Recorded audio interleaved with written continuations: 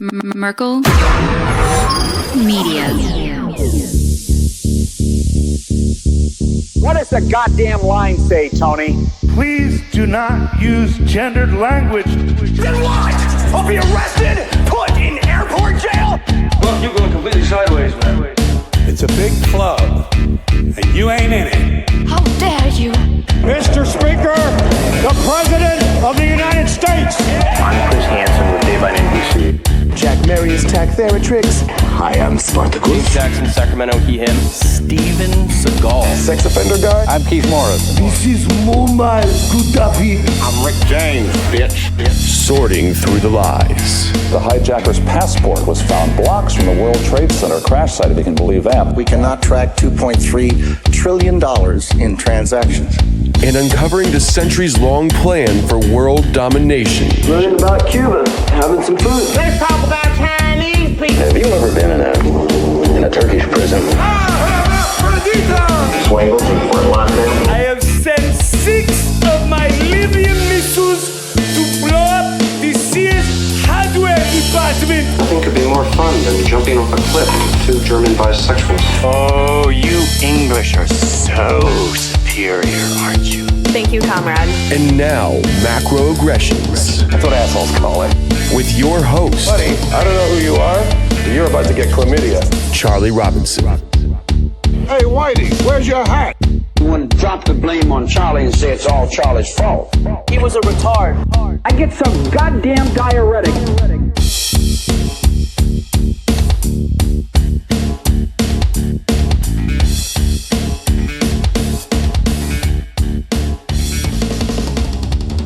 Welcome to Macroaggressions. I'm your host, Charlie Robinson. If you're watching us on Rockfin or Rumble or Vigilante.tv, or you're listening wherever podcasts are served, thanks a million.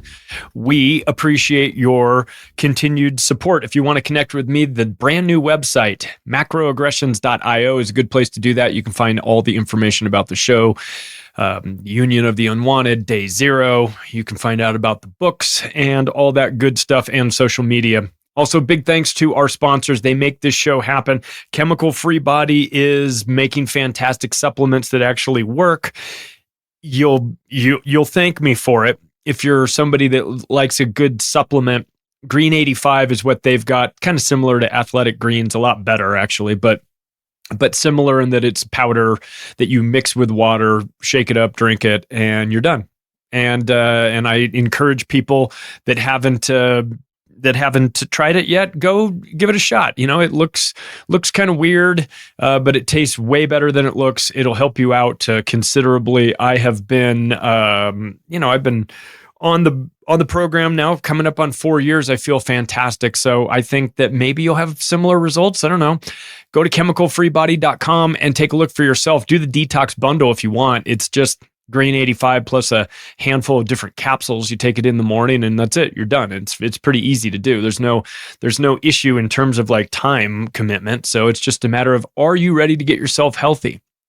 You're going to need it. If you're going to fight the New World Order, you're going to have to feel better than you do. You might want to consider getting the Pat Miletich Super Soldier formula that Tim James and the crew have over there. So go to chemicalfreebody.com. If you find something you like, your discount code on the way out is macro.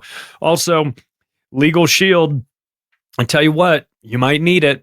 It's always good to have an attorney. And with Legal Shield, they've been doing this for half a century in the United States and Canada. They get you access to an attorney in your area that has on average 22 years of experience. They can do all kinds of things for you, from simple paperwork to reviewing your documents. If your work wants you to sign some sort of weird employment contract that involves some language having to do with you agreeing to take a medical injection of some sort, send it to your lawyer. Don't sign anything until your lawyer takes a look at it. And at $1 a day, $30 a month, you can afford to have an attorney go through this. I mean, the rich people do. They don't sign anything until their attorney looks at it. So you can have access to that as well. You might want to go to the website that they made specifically for this show, www.don'tgetpushedaround.com. You can find all of the information of what Legal Shield offers. They have a la carte items that you can add on if you run a small business. You can add that on. If you're getting ready for trial and you need to buy some hours, pre-buy some hours in advance of that, you can do that through them.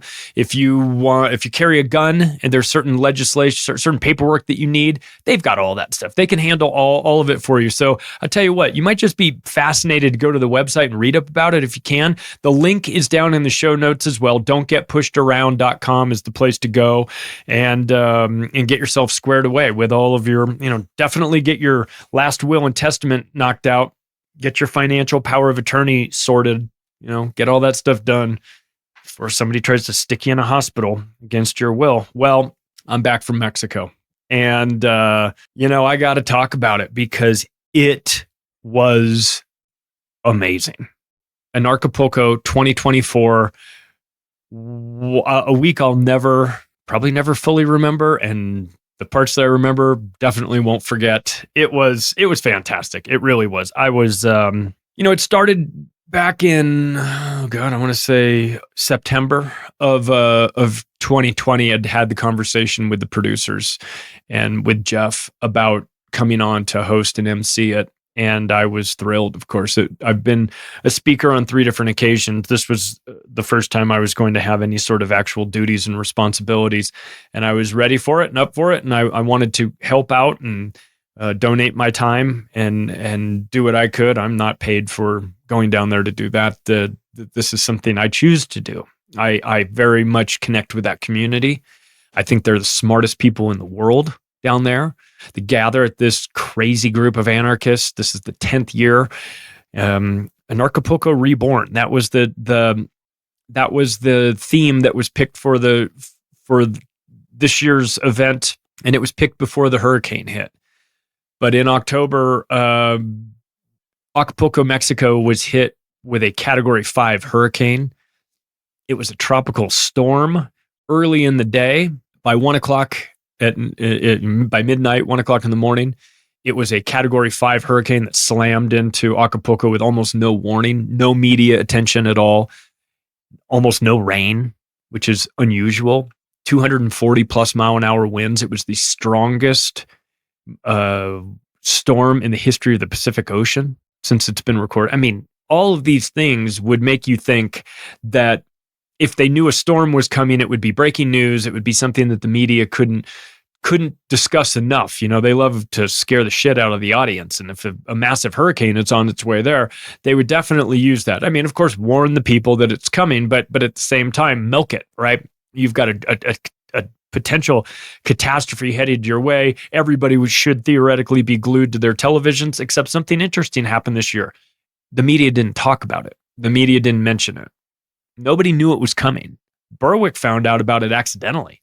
There's some guys he follows on Twitter that do storm chasing stuff, and they said, "Oh, there's something coming for Acapulco," and he was like, "Wow, I haven't heard anything about this." So the town got obliterated from this hurricane, and when you're flying in, you can see the destruction, and you can see that the palm trees are still all slanted.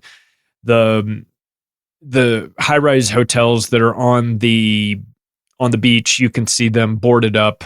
It's rough, man. It was rough, and it's such an amazing town. The people down there are so cool.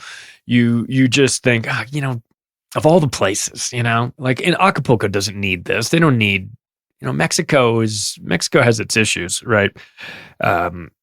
It has a ton of very large positives as well, but there's some infrastructure issues that, everyone knows about Mexico, don't drink the water, things like that. But when you add a hurricane to the mix, it's a catastrophe. The Anarchapulco crew was recognized by the city for their outstanding work. I mean, not the federal government, the government of Mexico. The president was on his way there, but his entourage got stuck in the mud. So instead of getting themselves unstuck and making it to Acapulco, they just got themselves unstuck and turned around and went home. That was after telling everybody that the people in Acapulco were overreacting, until the helicopter footage came out that was shot in the aftermath when they saw the destruction. They saw boats all up on the, out of the water and up into the shores, up into the hills. They saw what had actually happened. The people of Acapulco were not overreacting. They got hit by a the strongest storm ever in that region, and it looked like it. So a tremendous amount of credit goes to the people of Acapulco that were able to get themselves together and get everything cleared out with the help of the Anarchapulco crowd that donated over $400,000 to the cause in just the first week.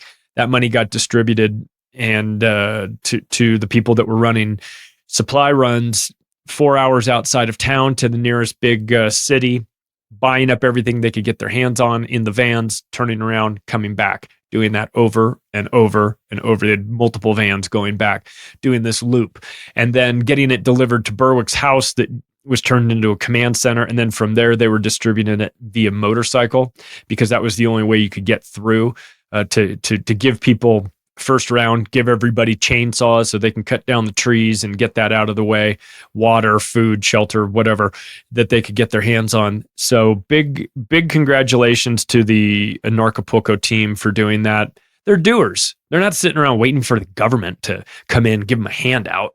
That's the whole point of Anarchapulco, is that the anarchist community are proactive people that do. They don't sit around waiting for the government to come in and help. And I use that term help with air quotes because they never help.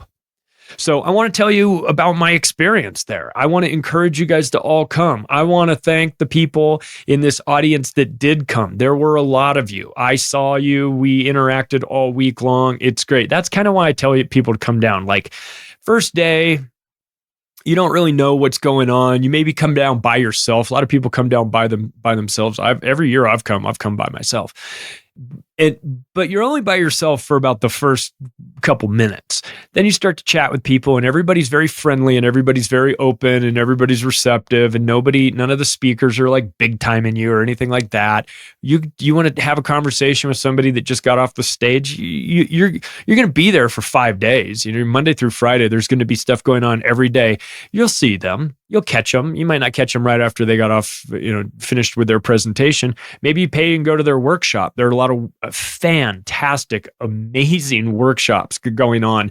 The speakers can put those on. You could add that on like an a la carte item to your experience if you wanted to sit in on the Dr. Andrew Kaufman workshop, where he's teaching people how to be their own bank, become your own private banker.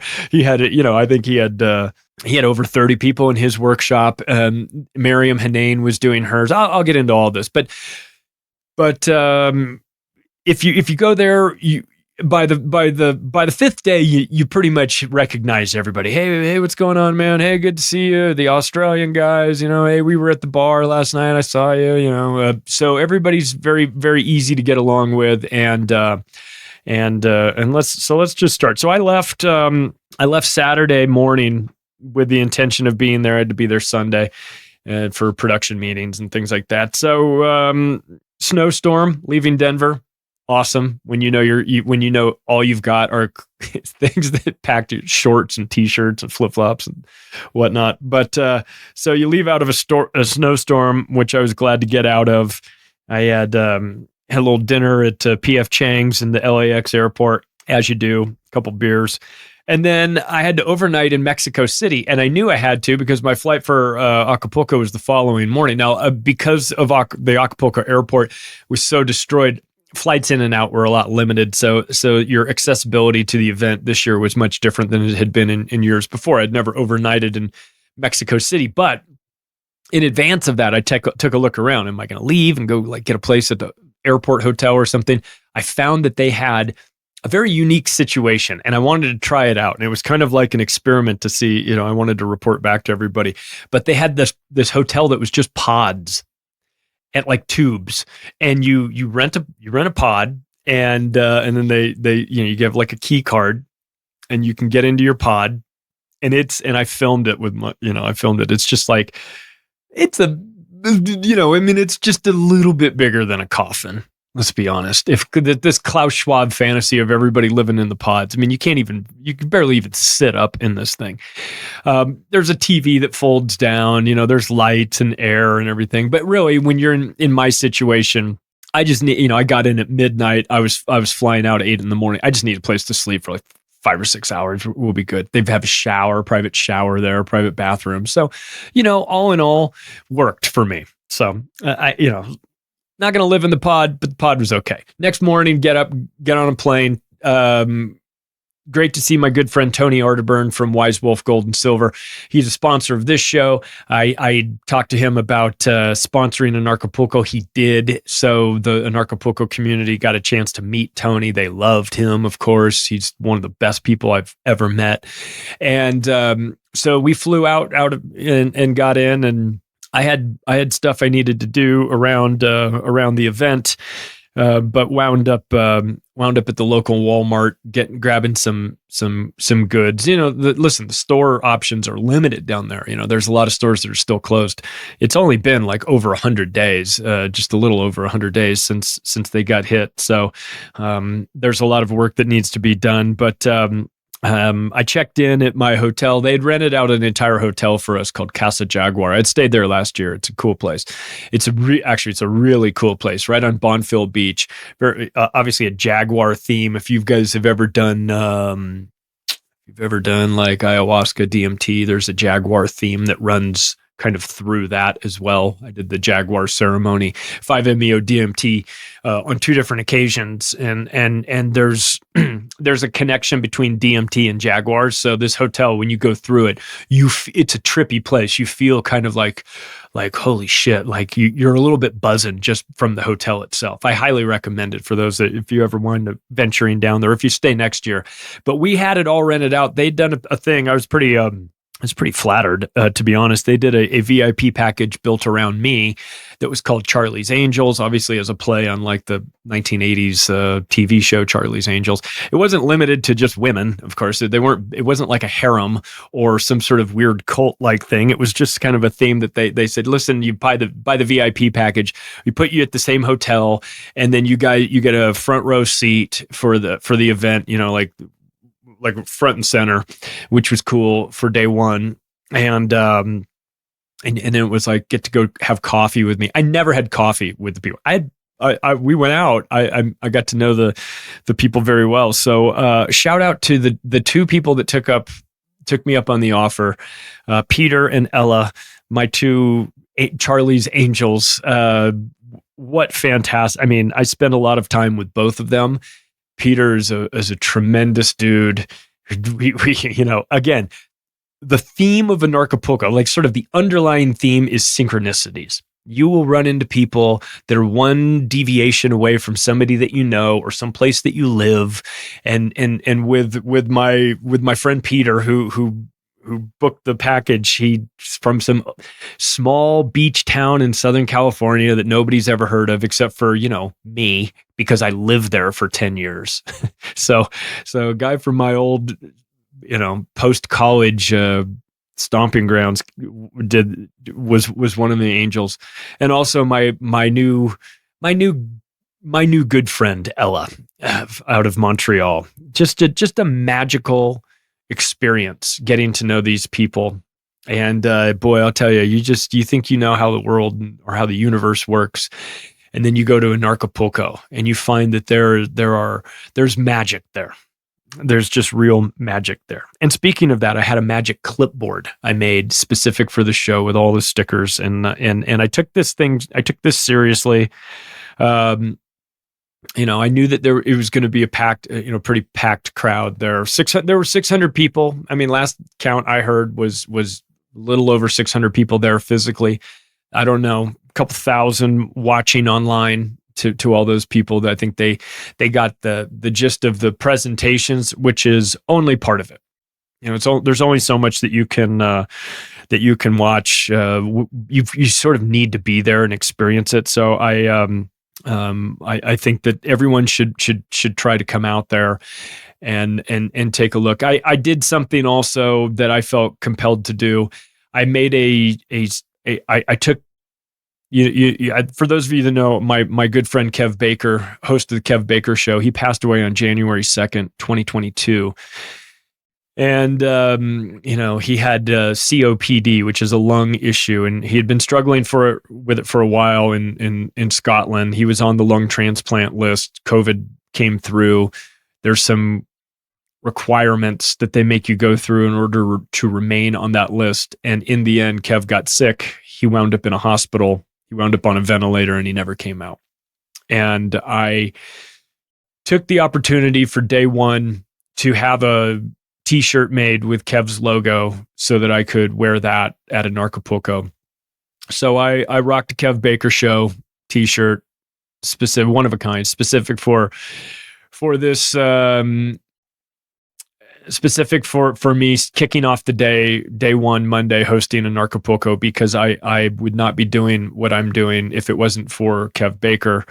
And I wanted to send him wherever he may be in this universe, send him my love. So a big shout out to Kev. And so that's what we did. But, this year, Anarchapulco took on a much different tone. It was a pivot towards service. It wasn't about, it wasn't so heavily into some of the other things that it had been in the past. I mean, we still covered crypto. We still covered parallel societies and healing and sacred architecture and the Tauadad, the final day, that the health specialist that came in and talked to us about improving our health.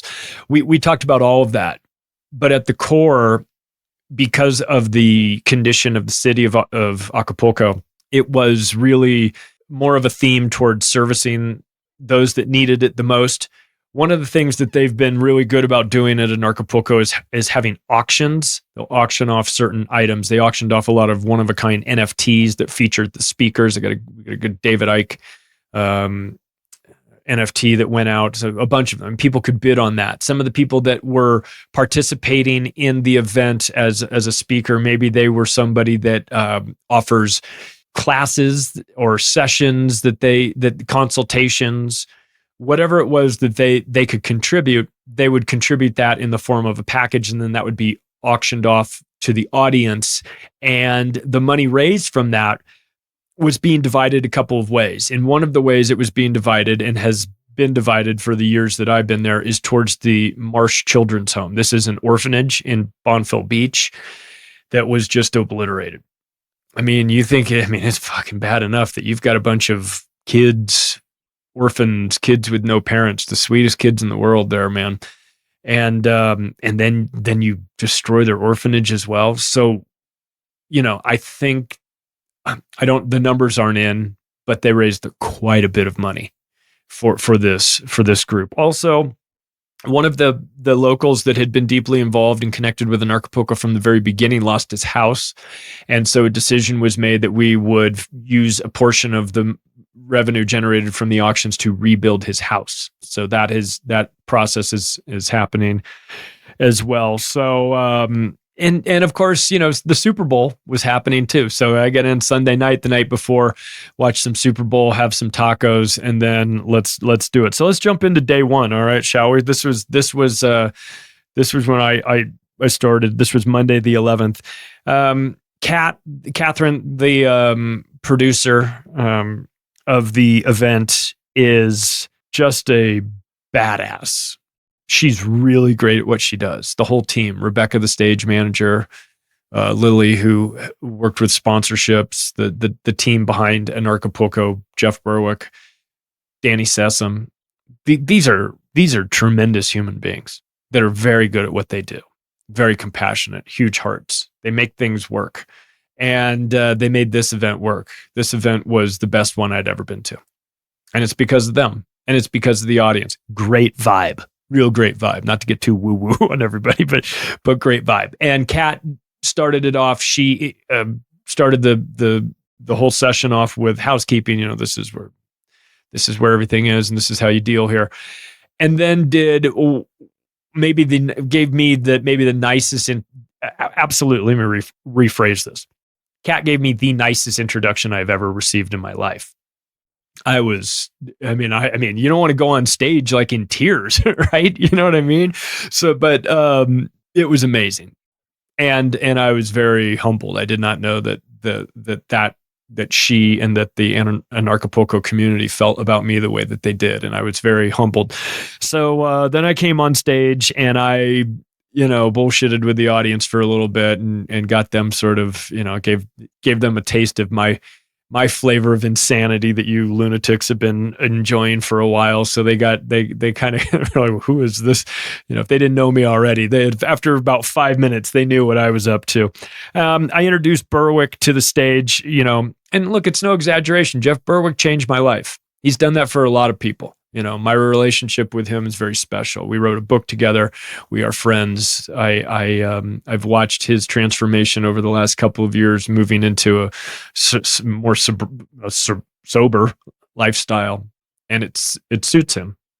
He's a great dude, and he's doing amazing stuff. And I can't wait to see where the next chapter in his life takes him. So, and then.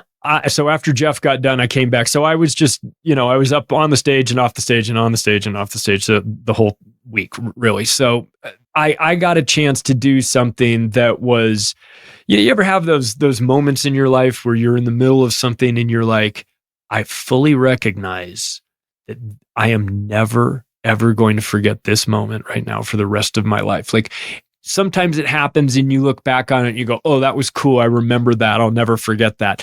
But every now and then it happens to you while you're in the process of experiencing it. And for me, we started the first speaker of the first day of Anarchapulco was David Icke. And David was unable to be there in person. He is free to travel to Mexico. He is banned in like 35 different countries, including Australia, all of Europe. He's just banned. And as David would say, probably banned in a bunch of countries I haven't tried to get into as well. But we know for sure he is banned in on the Schengen region in Europe. He's banned in Australia. He was banned in Australia back in 2019, the first time I met him when we were leaving Acapulco on the same flight, and we got to Mexico City. He was going to LA, I was going to Denver, and he got to LA on his way to Australia, and they revoked his visa before he even got on a plane to Australia. So he's been banned from Australia for 5 years. I know that, and the rest. So he wasn't able to make it, not because Mexico wouldn't let him in, but just because travel is it's a pain in the ass, and I get it. So I'll take David however I can get him. And if it's virtually, we'll do that. But we didn't pre-record anything. We did it live. And we had a Q&A from the audience. So the audience was able to write their questions in advance, and they gave it to the stage manager who gave it to me. And so I conducted a live Q&A with David Icke while I was standing on the stage looking into the main camera that was, it was on a 360 camera. So it was spinning around in the beginning to give David a sense of how many people were there. Every seat in the house was taken. It was spilling off into the sides. It was as far back with people as I could see. I couldn't see anything but people. It was everybody that was there for the event. And David just fucking crushed. He was in rare form. He was having so much fun. The questions were really good. Over the years, I've had him on a couple times. I'm starting to develop a good rapport with him, where we, and he's got a good sense of humor too. So we can have some fun with one another. While I was in the process of doing that, I was telling myself, enjoy this. It's going to go too fast. You'll be done before you know it.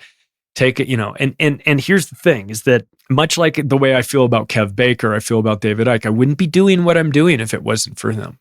David Icke sent me down this path, whether he knew it or not, a decade and a half ago. And his work has always resonated with me. He lays it out in a very logical way. So for it to, for me to see him in 2019, front row, 4 hours, watch it. He did a 4-hour presentation in 2019, sweating through his shirt and everything, going back and forth. And he was just on it, man. He was on a world tour there. So he was red hot and he knew how to do that presentation back in 2019. He was killing it. He was on his way to Australia to do it. They wouldn't let him. But, and if they had let him do it, I think COVID might have gone a different way in Australia, but that's just my opinion.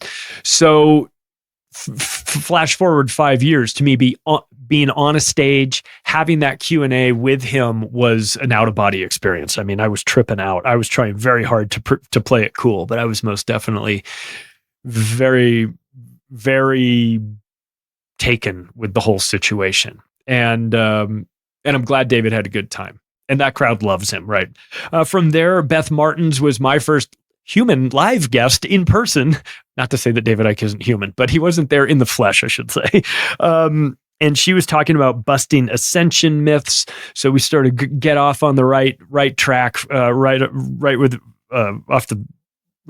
Beth, and she was fantastic. I need to watch. The replay isn't ready for us yet, but I'm going to get a replay of the event, and I need to go through and watch everybody because I didn't get a chance to sit in the audience and watch these presentations the way I had in the past because I was getting pulled in every different direction. So I had things going on all around the campus that I was kind of bouncing to. So I didn't get to see all of Beth's presentation, but I did wind up, connecting with her later on in the week. We had Patrick Henningsen from 21st Century Wire. I have been watching Patrick Henningsen for over a decade. I love his work. We both were on TNT together. I'm no longer on TNT. For those of you that are wondering, I was doing 2 guests an hour on my daily show. They wanted me to go to 3 guests an hour. I said no. They said goodbye. So that's it. It's no big deal. I just can't. I can't do 3 guests an hour. Just can't do it. So that's gone away. But Patrick is still there. He's the anchor. He's the big name at TNT, and I've been watching his stuff pre TNT, for years. And so to get a chance to meet him and have some beers with him at night and do his TNT show the following day on Tuesday, I wound up going on as a guest for an hour.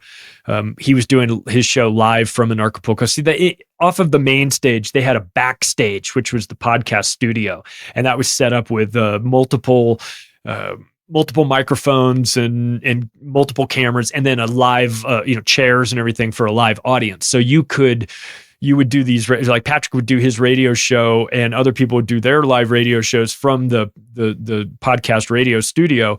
And it would be packed with people just in the audience listening to it, watching it and listening to it. So I got to introduce Patrick Henningsen. He talked about the propaganda matrix. He would know about a thing or two about propaganda. He's a legit journalist, like a real hardcore journalist.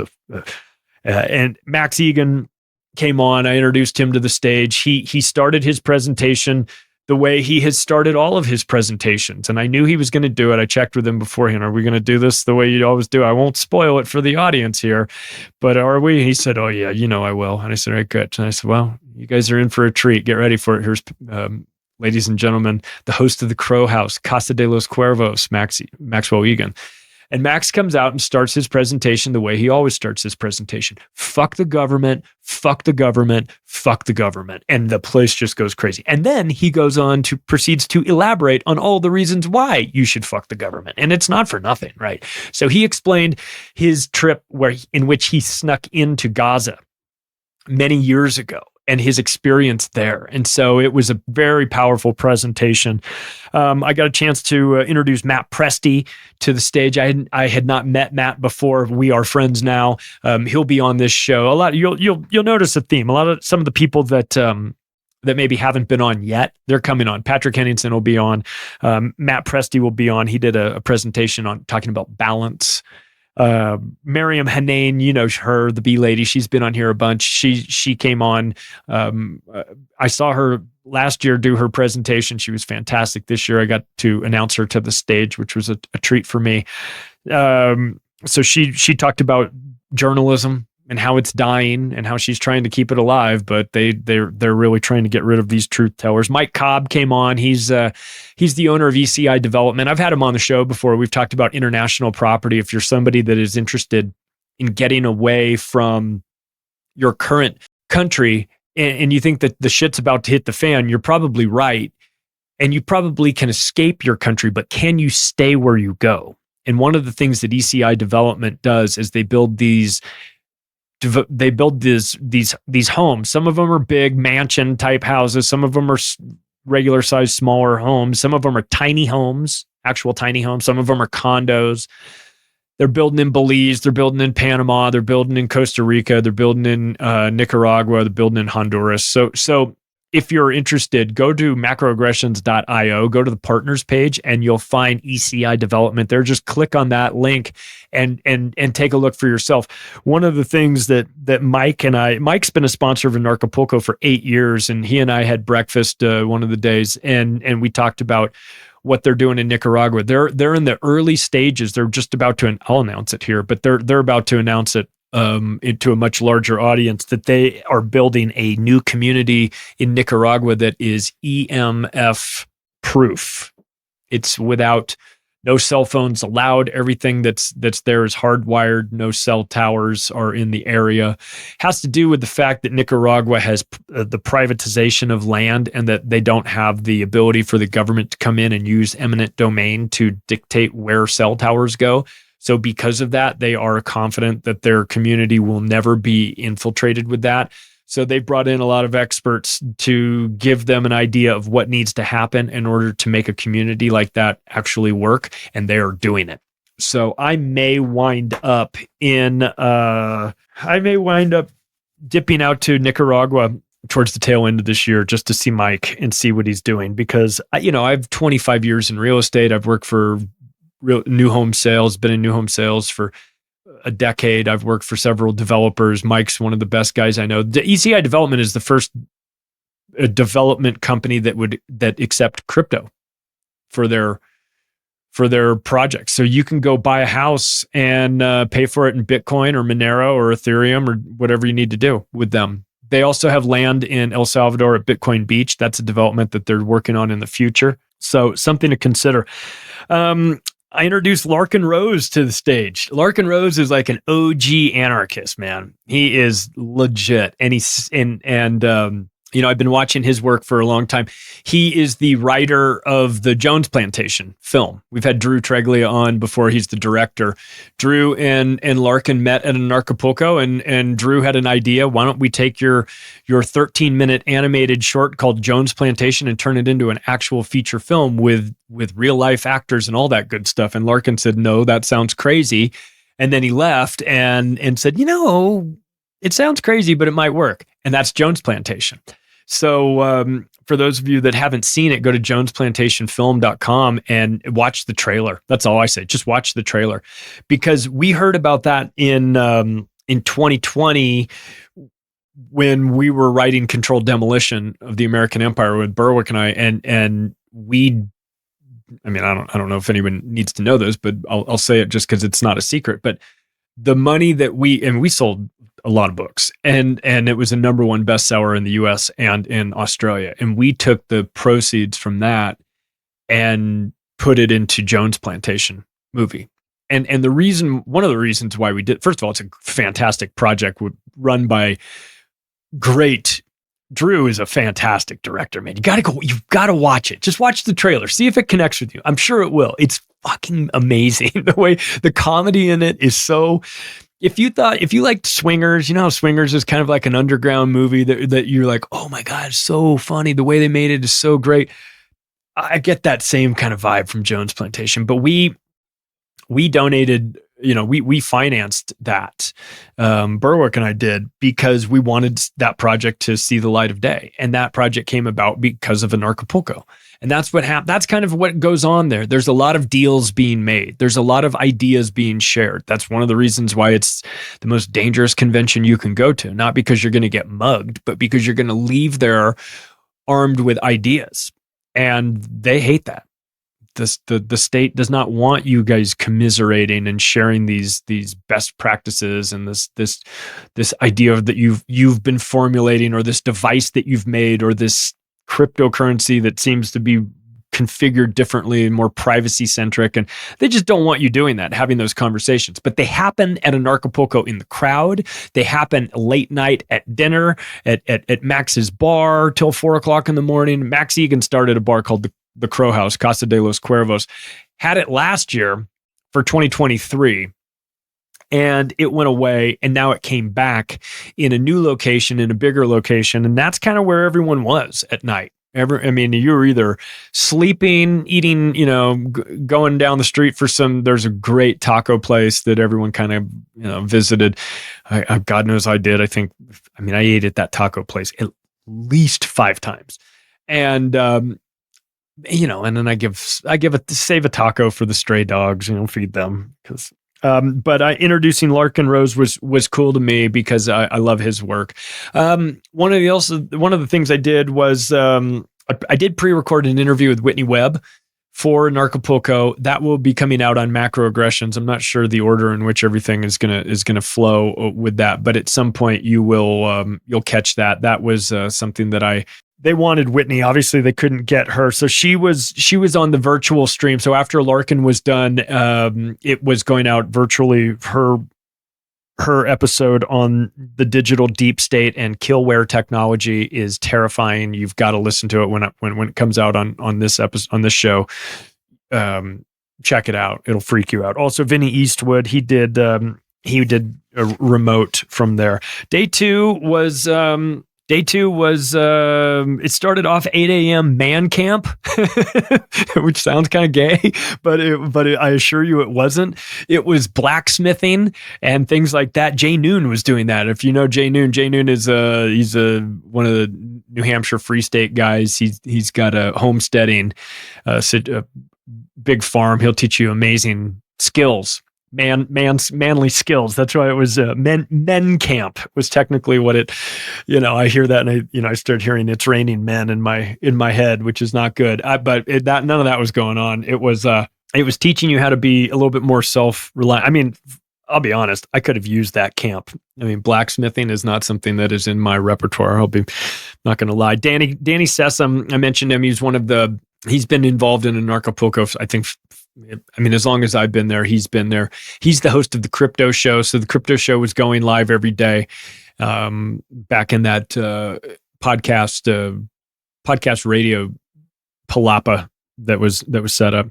They had stateless water workshops. So this is the type of thing I'm talking about when I say that there's workshops going on. Workshops on how to purify and collect and clean your water. Everything there is to know about that was being taught at a workshop. Then there's a family side to this too. So a lot of people show up and bring their kids.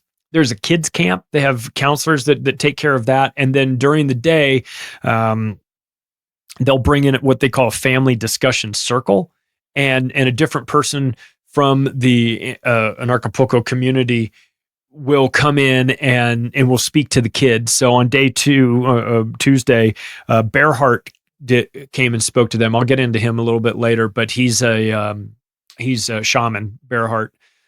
Amazing dude. I met him last year. I saw him he's like built like a linebacker. I might have talked about him in the previous episode. I see him walking down. He's got a long beard and he's got a really well done flowing like robe on. And I saw him walk by and I was like, damn, man, like, I don't know who that guy is, but he's somebody.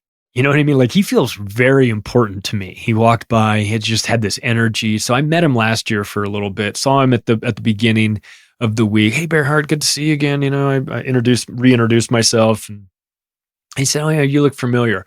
We will get to stick around to the end of this episode, and I will explain how my interaction with Shaman Bearheart went again, and it was to say it was magical would be an understatement. And last year I had my DMT on the beach, see the grid, have questions about everything sort of moment. Well, this year didn't disappoint either. I'll leave it at that. We'll get to that. Miriam Hanane was doing a workshop. She was doing 5G, Charles Lieber, and transhumanism.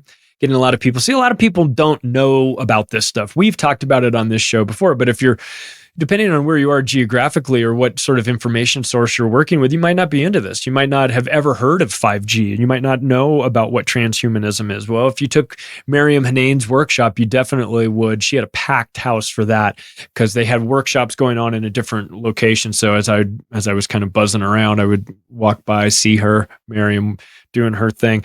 David Avocado Wolf started off Tuesday. This is the presentation that every single, I talked to so many people at this event, and the number one presentation that they told me, did you see David Avocado Wolf? I was like, no, I haven't. I've never seen his presentation. Did you meet him? No, I didn't. You've got to see it. So when the replay comes around, I've got to watch that apparently. David Weiss was there, Flat Earth Dave. He did a Flat Earth presentation. Again, didn't get a chance to see this. Mike Wilkerson talked about titanic trees. Didn't get to see that one. Would love to. Max Lowen, she did one called Overcoming Mind Control. I could see Max on the stage, but I couldn't. Again, I was sort of running around. At one point, I went flying. Like, on drugs? No, not on drugs. My new friend Matthew. Shout out to my new friend Matthew Waugh from Montreal. There was a theme this week. It was a very Montreal theme. A lot of the people that came into at one point I was standing around talking to 3 different people from Montreal that didn't know each other until this trip. Montreal is where Cirque du Soleil is based, and Matthew spent 3 decades with Cirque du Soleil as a performer, and then later as a trainer, a teacher of performers. And a guy who has put on 700 private events himself with the Cirque du Soleil around the world, where you fly in and some billionaire wants you to do a dinner party for him. And fascinating guy. One of the things they had set up there was they had the silks, this fabric that was set up on almost like a tripod situation, and you would get in this almost like a cocoon. And it was 2 people at the same time, and he would spin you around, and he would run underneath you and push you around in a way that made you feel like you were flying. He'd spin you really fast and make you feel like you were going to throw up. But it was amazing. So he said to me, I want to take you flying. I met him the night before at Max's bar. And he said, I want to take you flying. So we did that. That was amazing. So some of the times I didn't get a chance to see some of these people because I was too busy flying with the guy from Cirque du Soleil. So, you never know who you're going to meet there. Steve Falconer, I did get a chance to catch his presentation. Now, Steve was the auctioneer. Steve and I didn't know each other until we got there, but we connected immediately. He's going to come on the show. You're going to fucking love Steve Falconer. I'm just telling you right off the bat. He's an Irish Chicago guy who lives in Denmark and does Space Busters is his show. He did a fantastic presentation on the Knights of Malta. And that whole situation with the Vatican and the Irish component into it, I'd never heard anything quite like it. Steve's going to come on and do that presentation with us. You're going to be blown away after you listen to this. And then after the Steve Falconer episode comes on, when we do it, which we haven't recorded it yet, but we will, I'll get emails saying, yeah, you're right. I love that guy. That guy's the best. He's one of those guys that just has no problem coming out of his shell, and he's a tremendous musician too. So I got a chance to watch that. There was the virtual show. They were talking about after the people are done presenting, there's still a huge audience on the other side of the world. The Australians are just waking up, right? So they're ready to watch this, everybody that's live streaming it. So there are presentations that are going on well into the night Acapulco time, even though they're virtual. So we had somebody that was talking about Mandela effect. They were talking about the AI blueprint. There was something called Midsummer Night's Dream Circus Party. I mentioned on that Tuesday, I did Patrick Henningson's TNT show, and I met we had a guy join us on that show, nicknamed Earthquake Mike, who told a tremendous story. I'm not going to spoil it here because I want to see if I can get Earthquake Mike to come on the show and tell me the story. I did get his contact information. It was amazing. Day 3, Wednesday, Crypto Day. Okay.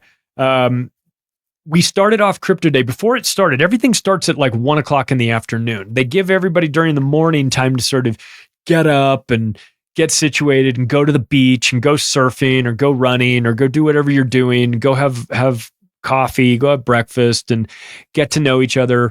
And they also ran a panel discussion. So on Wednesday, I hosted a media panel discussion at the main stage. We were all seated, and I had Miriam Hanane, Patrick Henningson, Alex Zek. Really like Alex Zek. He's coming on the show too. Steve Falconer, I just mentioned from Space Busters. I had Mike Winter from Alphabetic. Love Mike Winter. He'll be on the show as well. Topher Gardner was on there. He was talking about biocharisma. I mean, Topher's fantastic. So we did about an hour long panel discussion talking about the state of the mainstream media, alternative media, what we can do as content creators to protect ourselves. We're starting to become the very early stages of podcast censorship. We knew this was coming. We talked about this in advance. If you like this show, share it with your friends and family. We're already getting throttled really bad. Everybody is. And so it was nice to have guys like Patrick Henningsen who have found ways to build outside of the system. We talked about, do you build a walled garden? Do you build do you host everything on your own server? Do you host your website on your server? Do you put your content out? Do you encourage people to connect to it through just an RSS feed as opposed to going to Apple Podcasts or Spotify and getting it that way? So there's ways around that. We talked about the value for value revenue model that No Agenda does so well, and shows like AM Wake Up that really say, listen, we're not doing ads, we're not doing premium content. If you like what you hear or you like what you see, we're asking you to contribute something of value for the value that you get from this show. So that's a theme. We talked about advertisers. We talked about how you deal with sponsors, how you don't deal with sponsors. We talked about affiliate marketing. We talked about YouTube. I mean, it was a really fantastic conversation, a great workshop. It was, and again, it was packed. It was a packed house for that as well. I mean, we had killers on the stage, like Patrick Henningsen and Alex Zek, and these are people that have massive audiences that know their reputation for integrity and for bringing you good news. So it's important to talk to these people about how they're able to get their message out. And that was fantastic. As soon as that got done, I then introduced Tony Arterburn to the stage, Wise Wolf Gold and Silver, a sponsor of this show. It's crypto day, but there's plenty of room. And Tony had some of the first Bitcoin ATMs in the US. So he's a crypto guy too, but he owns Wise Wolf Gold and Silver, and thus the gold and silver conversation. And there's a lot of appetite for that as well for people. So macroaggressions.gold is the website that Tony built for us. If you're interested, he talked about his Wolfpack program, which I've been a member of since he started it. And that is it's just an auto buy. You set the amount that you want to buy. And maybe it's anywhere from 500 to 250 to 100 to 50 to a Wolf Cub membership, which is $35. And basically what it is Tony and his team figure out they buy a ton of silver and maybe these little tiny 1 gram pieces of gold. They buy as much as they can at the best prices that they can get it.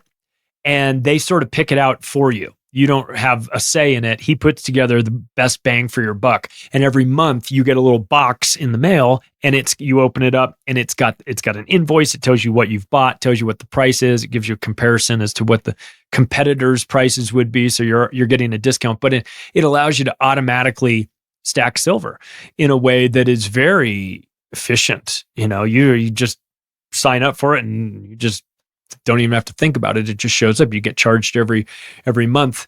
I've been doing that now for over a year. When he started it about a little over a year ago. So I've been doing that. I encourage you guys to do it. It is the smartest, easiest thing in the world. And if you're somebody that likes silver, but you don't really know what to buy, like me, I don't know the ins and outs. I don't need to know what to buy. I know the guy that knows what to buy. That's Tony Arterburn, and he's going to figure it out for me.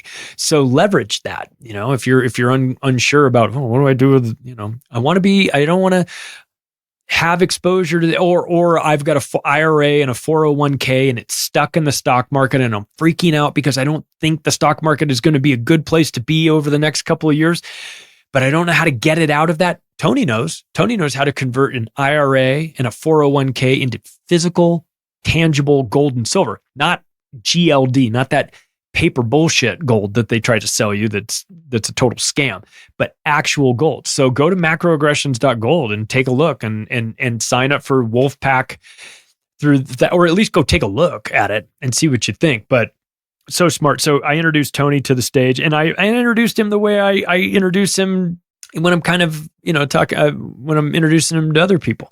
Forget the Dos Equis commercial, the most interesting man in the world. Tony Arterburn's the most interesting man I've ever met. And no bullshit. He really is.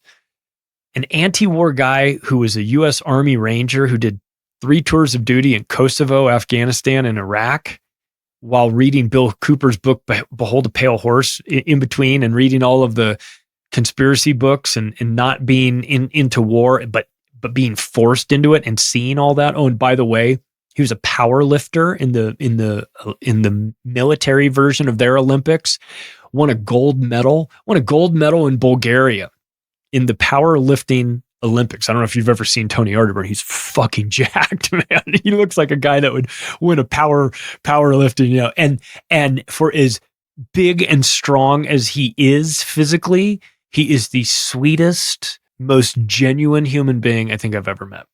I love Tony Arterburn. He is a fantastic guy.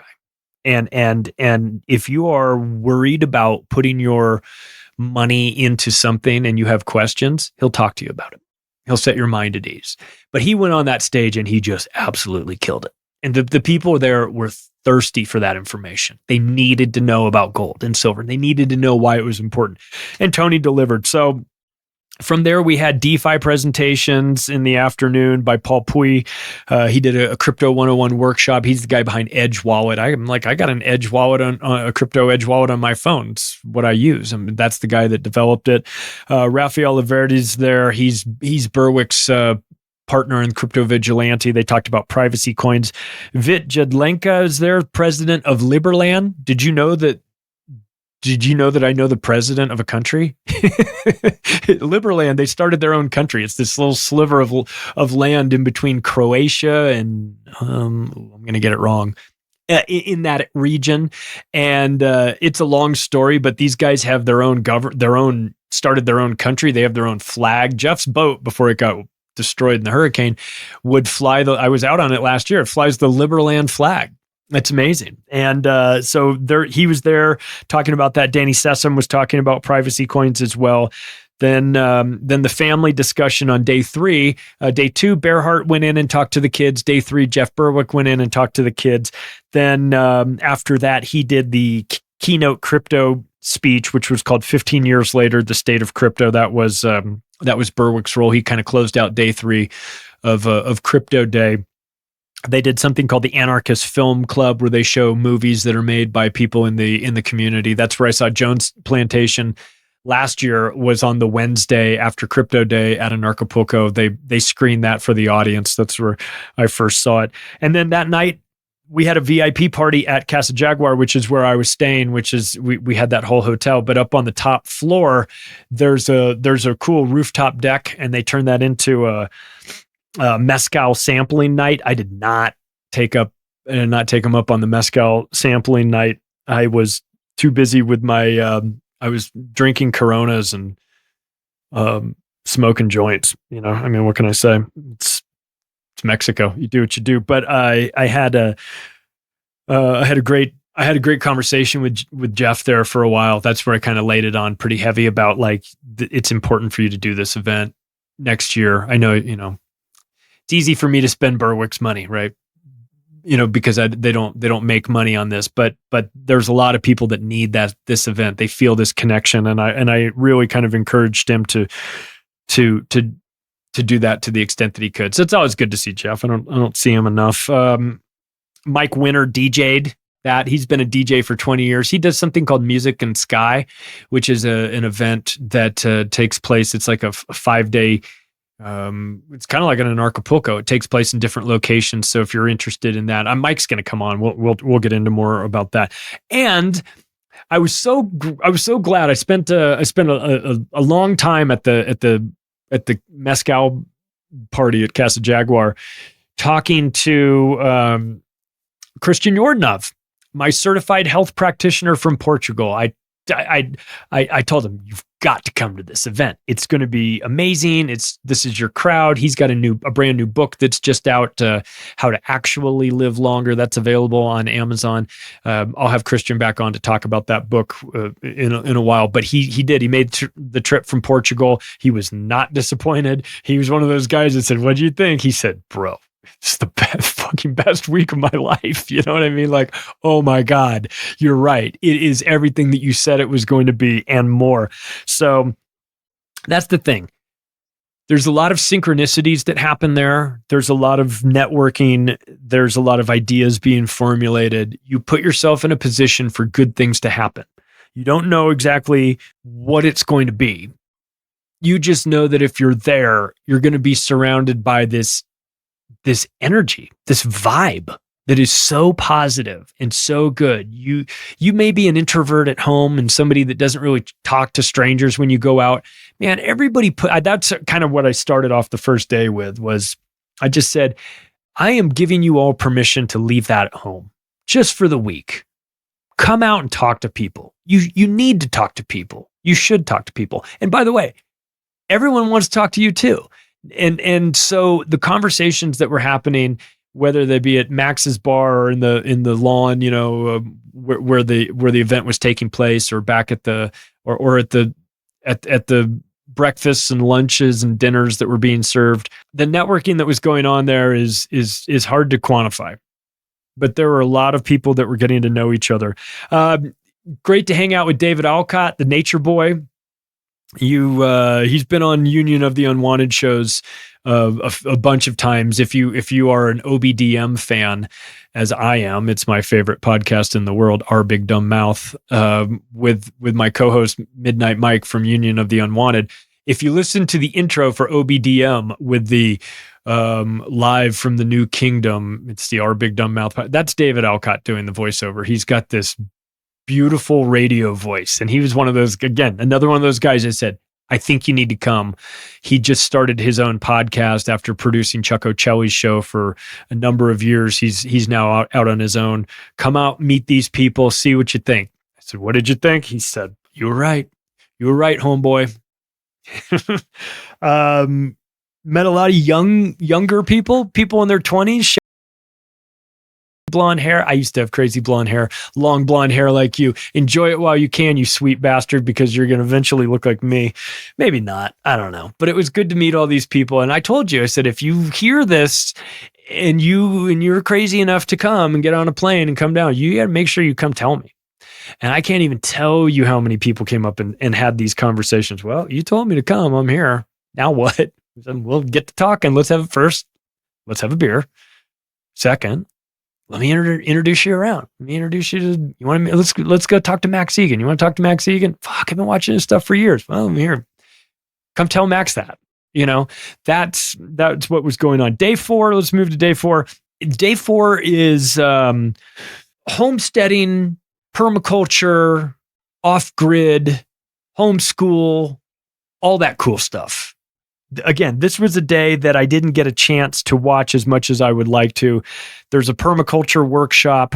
It started off with a group discussion between Catherine Bonadin, who's the producer that I mentioned, gave me such a nice intro. She's the producer of Anarchapulco. She's been involved in the freedom community for a long, long time. She was deeply involved with Ron Paul's campaign back in 2008.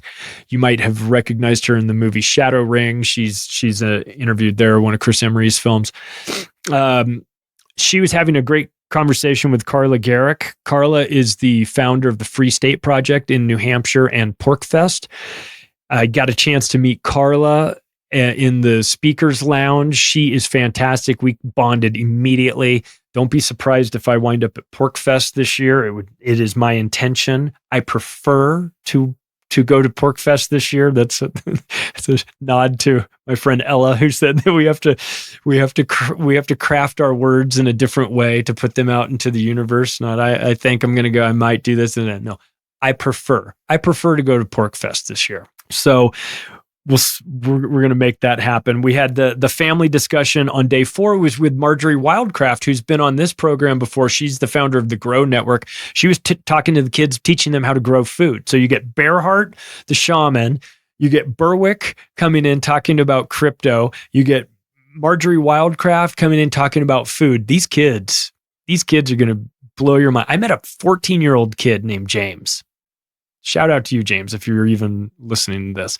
I met a 14-year-old kid named James who, if you didn't hear his voice or you didn't see him in person, you'd think you were talking to like a 30-something. I mean, this kid was so smart. And I remember telling him, James, you are going to have a massive advantage in this world. First of all, you're well ahead of anybody in your peer group. Totally homeschooled. I don't think he ever set foot in a classroom. You're at he is one of these kids that has been taught how to think, not what to think. And because of that, he was open to all kinds. I know he read the Controlled Demolition book because I told him I was the co-author, and it blew his mind. And then I said, I'll introduce you to Jeff. And he said, I'd love that. And I did. Now, mind you, I met James at Max Egan's bar at 1:00 in the morning. He's 14 years old. Anything goes in Mexico. You know what I mean? You somebody in there sitting there with dogs or in there, people have their dogs in there. Nobody cares.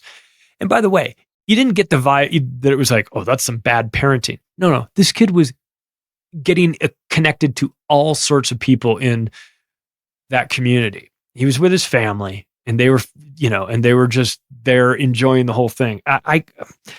The future is bright. First of all, there's nobody in his peer group that's getting an education like him, but also he's going to go through life having no competition either, because the kids that are getting cranked out of the schools in Baltimore or Chicago, nobody can read. They can't pass the aptitude tests in math and reading. So like, they're not even competition for this kid. So I know grown ass adults that I would hire 14-year-old James before I would hire them. In fact, most of the adults that I know, it's I'm telling you, it's such an inspiring place. But on day 4, this was the lineup. The lineup was killer. You've got Andrew Kaufman becoming your own private banker, doing workshops on that. You've got Curtis Stone. Curtis is coming on this. We've already scheduled. He'll be here to explain freedom, liberty, prosperity. Curtis is out of Canada. He can teach you a lot about how to extricate yourself from some pretty awful situations with the state. Mike Winter was speaking. Jay Noon was there. We've had Jay on our Union of the Unwanted shows before, talking about Homestead. He's the guy that was doing men camp with the blacksmithing. Lydia and Arturo De Leon, husband and wife team, that talked about what they called geophilia, which is like sacred architecture, showing the structures in Cambodia, and India, and Iran, and Vietnam, and Saudi Arabia. These buildings that look, that were built by people, maybe, yeah. Built by people, but it felt like with architectural plans that were devised by somebody else. I watched that presentation. I was stunned. It was so amazing. So if you're into that sort of stuff, Lydia and Arturo De Leon, husband and wife team, I think they're both doctors, and they might be doctors. I don't know. They're experts in their field. That's for sure. Marjorie Wildcraft left working with the kids, went up on stage, did self-reliance, and showed people how to grow food through the Grow Network. Topher Gardner was did a workshop called Fixin' for Some Carbon. You can check that out. Then later they had comedy night. Miriam went up there and told funny stories. Christian Yordanov went up there and told funny stories about going to Amsterdam and maybe taking too much of a good thing. Alex Zek went up there and was fucking hysterical. He was telling a story about the same thing. I mean, you kind of had to be there. So the comedy night was amazing. I had a chance to go to have some tacos with my friend Ella, one of the Charlie's Angels, and Brad from 5 Times August. Brad was there. It was great to see him again. I met him at the American Liberty Awards. He's been on the show before.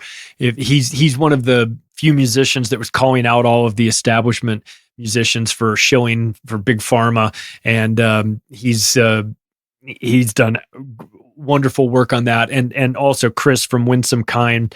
That's a husband and wife band that was playing. They did songs with Brad. So Ella, Brad, and Chris and I went out and had some tacos, as you do. And then everybody, hey, let's have some tacos. Then everybody kind of disperses. I'll see you around. I'll see you tomorrow. I'll see you there.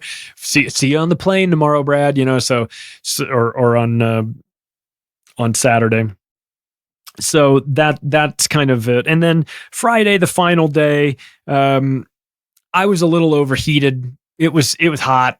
I had a shirt made for the final day. I've got to tell the story about it because it's kind of funny. That just said "unjected" on it. They're Shelby and Scott Armstrong and those guys have connections to the Unjected podcast, but also this Unjected dating site.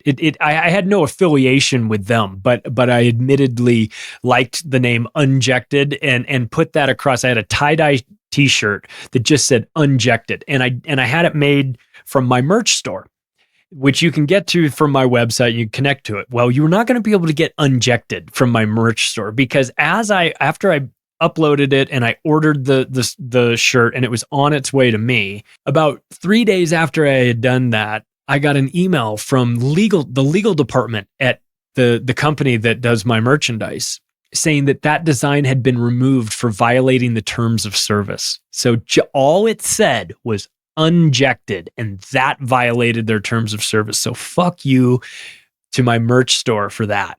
I replied back to the legal. I was like, please explain this. This doesn't make any sense to me. They gave me some bullshit answer that said, oh, just check your terms of service. There's nothing you can do. So fuck them for that. But anyway, if you see the pictures that go around and you see me in a tie-dye shirt that says Unjected, just know that's where it came from. Patrick Henningsen did a workshop called How to Build an Independent Media Platform. Again, it was packed. There's a lot of people that are looking for this information. They also had the people that were involved in the hurricane rescue and recovery come up and tell their stories. They were terrifying. And again, it just sort of pointed back at the Anarchapulco crew for everything that they had done to help out with that. They're talking about how they helped these animals that got separated. One animal had a broken leg. They found a surgeon and got in the middle of a hurricane, found the surgeon that saved this dog's leg. And she had the dog on the stage. It was very cute. It was a great story. So shout out to all the people that were involved in the hurricane recovery and relief project. Alex Zeck did a really great presentation about germ theory, terrain theory, all that stuff. But same with Andy Kaufman. He followed it up. Ian Smith was there. You recognize him. He was the New Jersey gym owner that had his gym shut down. He opened it in defiance and they shut him down. He was there. He did a presentation. I didn't get a chance to see it. I didn't get a chance to see it because I was busy. I was in another dimension. I told you I would wrap this up by talking about my experience with Shaman Bearheart. Well, there's a facility about 10 kilometers away from the event called Bambuda. It's like a healing resort. And I'd been there the year before because they did a VIP dinner there one night, and I didn't really know much about the place. And I was only there at nighttime, so I didn't get to see it during the day. I'm glad I came back this year, and that's where the ceremonies were taking place. So if you wanted to participate in some of the ceremonies, you had to go to this particular place, this retreat. And it's beautiful. It's right on the beach. And they've got little cabanas. There's a circular bar there. There's palapas everywhere. I mean, it's what you think. When you think Mexican beach resort, it's this, except it's very small. There's a pool, random cats running around and things like that. And I had made it my intention to participate. I've done a ceremony every time I've gone to Anarchapulco. Sometimes it was ayahuasca, sometimes it was DMT, sometimes it was the blue deer peyote ceremony, whatever it is. I'm into that stuff. It's not for everybody, I guess, but it's for me. And I like to have that as a la carte add-on feature. And, but it was sold out. There just wasn't a way to get it. I mean, it was sold out before the event even started, right? Before Anarchapulco people even got there, it was sold out. So I was a little bummed that it wasn't going to happen, but that's what I preferred. I preferred to do it that Friday. And so I asked around with the producers, and they said it's sold out. I don't know what to tell you. Or if you stick around for an extra day or two, we could probably figure something out. But as for today, it's just not. It's not going to happen. And so, as the end of the day, Friday comes, when it's 4:00, and it's 4:00. You're pretty much done. There's one more opportunity, but somebody's already got it. But they canceled. They canceled at the last minute, and so that spot opened up because that's what I preferred, was to do it that day at that time. And frantically, here come the producers trying to find me. Where are you? There's a spot. You ready? Ready. All right, get in the cab. We got a cab. Let's go. Get you there. So that's what we did. Went down there, went to the beach, put my feet in the water with my friend, and we met with Shaman Bearheart to kind of discuss what was going to happen, what we were going to experience. And this was something this was a substance, a medicine that I was unfamiliar with. It's called Bufo. And Bufo is found from the Sonoran toad, Sonoran part of Mexico, which is northwest Mexico, south of Arizona, New Mexico, Texas, and that region. There's a geographic region. That's where these toads live. 10 months out of the year, they burrow down into a hole, go into that hole, go into a meditative state, and just go into stasis. They just, as Bearheart described it, they just flatten themselves and they sit there and meditate and go into this seemingly trance. They don't drink, they don't eat, they don't reproduce, they don't do anything. They sit in this hole for 10 months and chill out. When the rainy season comes, then they come out and they drink and they eat and they reproduce. And when you've got them, they secrete a substance, and that substance can be collected and dried and prepared and smoked. And this is not licking toads, by the way, for those of you that are like, oh, is this where you lick the toads? I don't know. Maybe those are the toads that you lick. I wouldn't lick it. You got to have the formula right. And again, it goes back to like thousands of years of this is how it's been done, and it's done a certain way. So you have to really get comfortable with this medicine that you're taking. You have to understand it. You have to be respectful of it. You have to come at it from a particular mind frame. And I mean, I have experience with ceremonies before. I have experience with plant medicine before. I'm somebody that's curious about that. Also deeply respectful of it too. This isn't doing drugs. This isn't partying. It's not that. If you want that, you can do all those things somewhere else, and I'm sure that's available. But that's not what this is. There's DMT in it. So when you smoke it, it changes. You get the and your eyes are closed, and you get the geometric shapes and everything. But this is DMT wrapped in love. if I can be so bold, it has the same qualities of DMT, but you have an unbelievable feeling that everything is going to be all right, and that the things that you need in your life will find its way. I had a very profound experience with it. It's different than last year with the DMT. I had a very overwhelming feeling that I am doing what I'm supposed to be doing now, that I am on the path towards that, the correct path. And that's a good feeling, because I didn't always feel that way. And I do now. And I had after that ceremony, I went for a swim. It got to be a little dark. We watched the sunset. I sat there and we watched the sunset on the beach there. While this was, after the second session, as my head is kind of clearing, watching this going on, and you just feel like what an amazing experience this life is, and it's humbling to be a part of it. And I don't know it all. I don't know anything. In fact, I know that I don't know it all. I guess maybe that's what I know, but I'm encouraged and excited to learn a little bit more.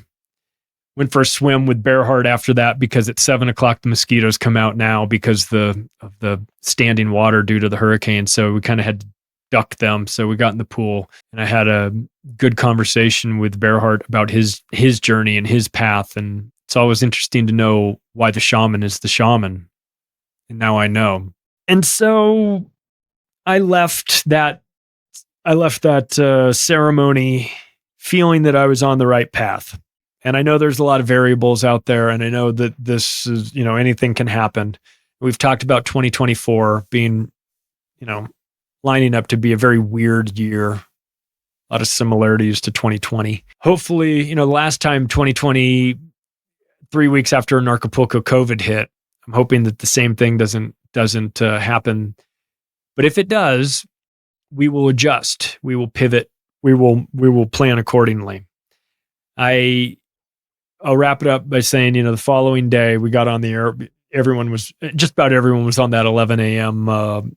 Flight out Saturday morning in the airport. I got a chance to reconnect with most of those speakers, Mike Winter and Alex Zek and Dave Alcott. And, my sponsor, Ken Schwartz from C60 Purple Power, was there. He had a great time.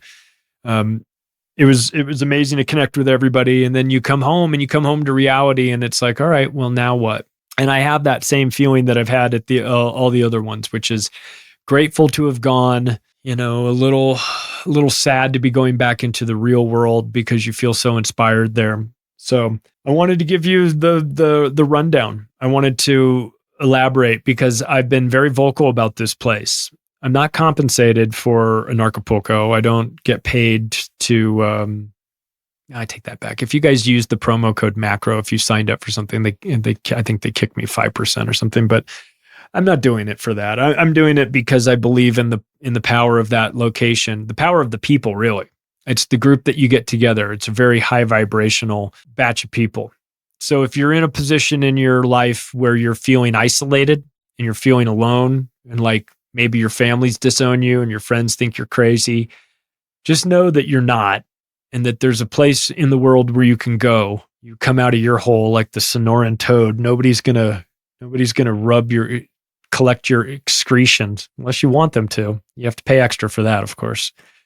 Something that Jeff does not offer, but I'm sure there's some nice ladies in Acapulco that would be willing to participate in that service if you wanted. But it's a great place to go to not feel like if you're lost, you'll find people there. I want to thank everybody that came out, that trusted me and took my advice and came out and said, all right, the guy I don't know who does the podcast told me to get on a plane and go to Mexico. So I did. If you are that bold, and I know, and I met a few of you out there, well, thank you for trusting me.